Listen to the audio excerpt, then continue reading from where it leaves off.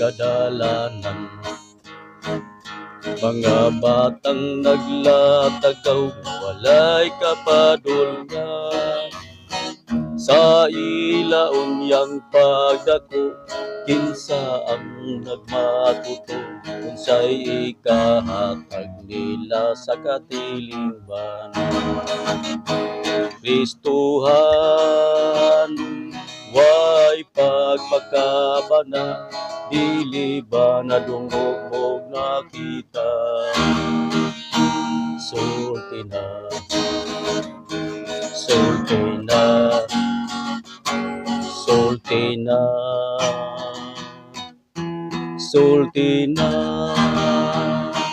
katawhan nagpadayon sa sala nga nagdaot sa kaumaon.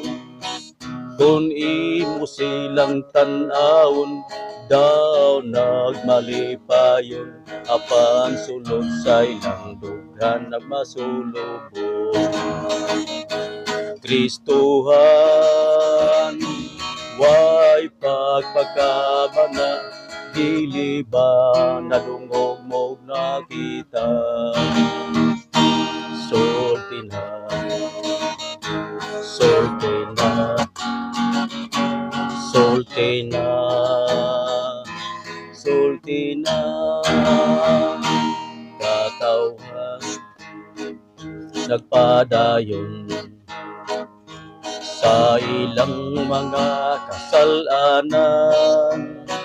Kung dili mo masultihan, mamatay sa kasalanan. Sa ilang dugo sa Diyos ikaw paninglan.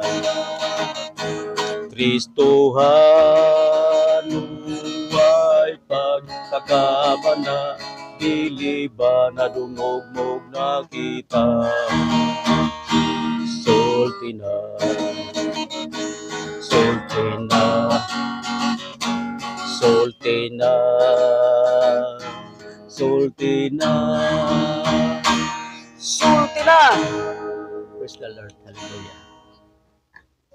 Maigsoon ang atong awit karon nang naghagit kini kanato, labi na gyud nga nagtuo kita Kristohanon.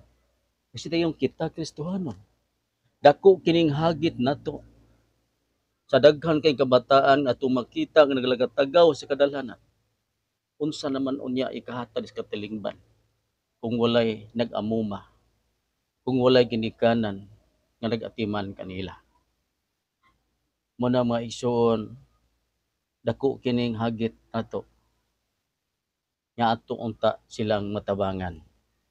Kung dili katabang ang ato ang kaugalingon, atong iampo sa Ginoo nga unta atimanon sa ilang ginikanan o kaparentihan nga unta dunay mabuhat niini. Aron wala tay tulubagon.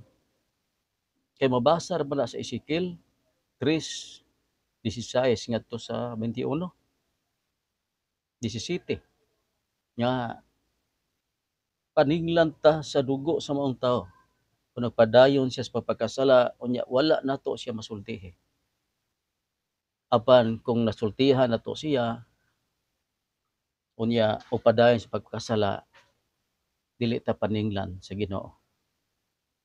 Kung una siya'y nangalagad sa Ginoo, unya ni wala mo padayon. Nagbuhat ng mga sala. Ato sa bihapon ng obligasyon nga ato kining masultihan. Nga unta mubalik sila sa Ginoo. O mubalik sa sabakan sa Ginoo. E kung dili sila mupatuo, mupadayon sila, wala na tayo tulubagon. Amen? Muna nga daghan kita makita karon sa makatawhan nga diha sa makahilayan malipayon kaayo tan-awon ang ilang panagway. Apan sulod siya lang kasing-kasing dili tinuod nga malipayon. Kana ay naghambin sa ilang kinasuluran. Wala magdambiruan si Ginoong Hesus. Wala mapadayon si Ginoong Hesus. Wala ma-welcome sa kasing-kasing. Dili siguro tanan, apan kasagaran yun mga igsoon. O na nga obligasyon na to. Magpahibalo lang ta. Trabaho sa Ginoo ang papanalangin sa ato ang pag-istorya, pagpaambit ngadto kanila. Igo ra ta magpahibalo.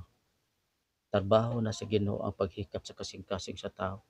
Kibisag unsaon pa nato ang tao, wala tay mahimo. Igo lang ta magpahibalo sa kaayo sa Ginoo. Ay iyatang ipakamatyan. Haron na tay kaluwasan. Amen. Ipakamatyan ta na Ginoong Hesus. Muna giandam pa gyud niya. Sayang iyang giandam nga dili nato maangkon. Ato pangayoon sa Ginoo. Mga isuon wala sa akong kaugalingon nga hingpit ako. Perfect nako. Magdungan kita, maginampuay ta. Aron makapadayon ta ikaw ako. Itang tanan igugma sa Ginoo. Label ang atong lantaw niya ngari kanato. Una ako kini gibuhat para mapaampit ako sa akong mga anak nga nagkalagyo. Akong mga igsuon, tanan ko mag-umangkon kapartiyan kaliwatan sa tanan mga tao. Tungod sa akong kabisi sa trabaho, nagbuhat ako gamay nga pamaagi niini. Basin na lang mahimuot ang Ginoo. Malipay ang Ginoo. Basin na lang sa tanang mutan-aw niini, tanugon ang ilang kasing-kasig una-una ug mamalandong sila nga walay mobatok sa kalibutan. Usugod ta sa dili, mobiya kita niining kalibutana. Kaya nga naman si Ginoong Hesus, niagi kamatay, pagkumanilingkod siya sa Amahan. Mga isuon, mauna ang ato ang disenyo na nadaan sa atong kinabuhi nga moagi tag kamatayon. Una atong i-prepare, unsa pag-prepare, pag-ampo sa Ginoo nga ma-prepare ta kung moabot ng panahon na nga iya tang kuhaon. Amen. Pakan Ginoo, praise the Lord.